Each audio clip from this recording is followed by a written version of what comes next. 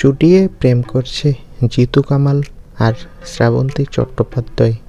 বিস্তারিত জানতে ভিডিওটি দেখুন।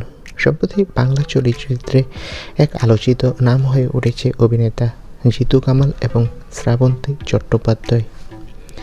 জিতুর নতুন ছবি বাবুসোনা মুক্তির পর থেকেই নানা আলোচনার জন্ম দিয়েছে। এই ছবিতে তিনি জনপ্রিয় অভিনেত্রী শ্রাবন্তীর বিপরীতে অভিনয় করছেন। তবে ছবিটি মুক্তির পর দর্শকদের প্রতিক্রিয়া মিশ্র।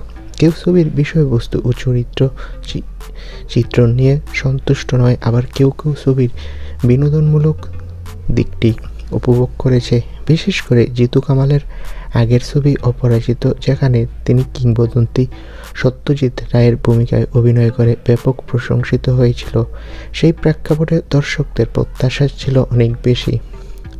বর্তমানে জিতু কামাল শ্রাবন্তীর দিকে একটু বেশি ঝুঁকছে।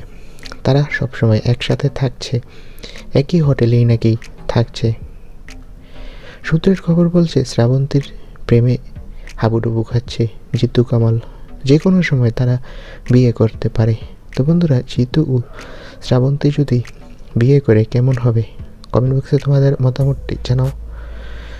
আর শ্রাবন্তী জিতুর ভক্ত হয়ে থাকলে ভিডিওটিতে একটি লাইক দাও। ধন্যবাদ।